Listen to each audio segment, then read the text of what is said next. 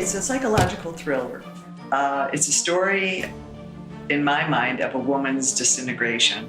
Do you have any family close by? I found the script online, and I really enjoyed the script when I read it. Guys, settle. And action. I was just really interested in the concept of a woman who has regrets. This woman maybe wanted children and never had the chance, and from there it just began to grow, and the character of Joyce began to develop. I've worked with Tommy on 2 other projects, and he sent me the script when I was in the middle of working on another project. And we actually talked a lot about the character for weeks and months beforehand. I've never been allowed to have this much input in story.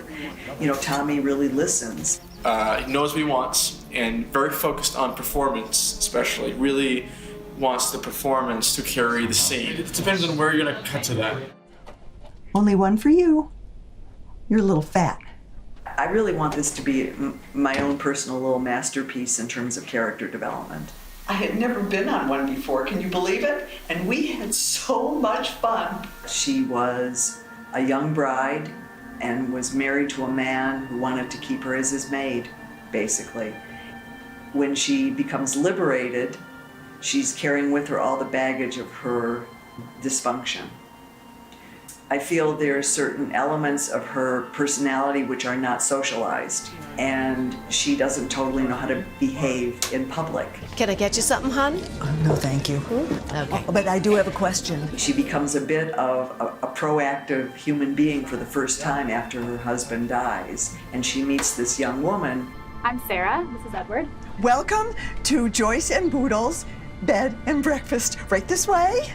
Sarah is here trying to write a book, and then she forms this bond with Joyce because Joyce sort of fills this mother role for her because she doesn't have family members left. She's sort of lost, and she and Joyce kind of have this connection. It's not the kind of thing you can tell just anybody.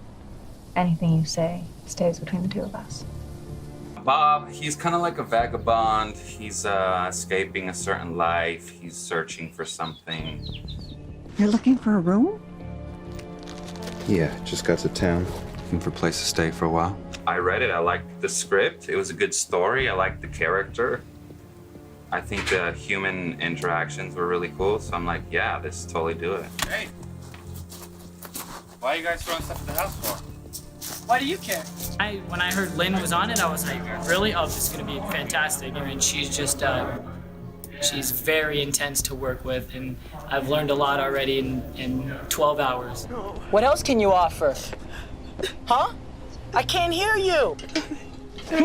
She becomes provoked in ways that maybe a normal person wouldn't respond to, but the provocation, it taps in on her weaknesses, and her reactions are very, very brutal. Do you like my warrior look? Our fabulous wardrobe designer, Paula Rogers, she called me and she said, what do you how do you see the character, blah, blah, blah. We started talking. I said, I want pale colors. I want beiges and greens, unvibrant colors. She found fantastic wardrobe. Can I get you another cup of coffee? Yeah, sure.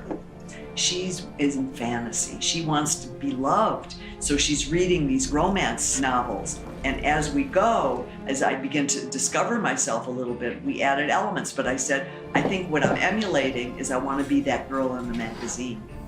Okay, safe travels. She totally does evolve. She emerges, literally. Now, whether it's this time a butterfly or sort of an odd-shaped moth, she does fly away.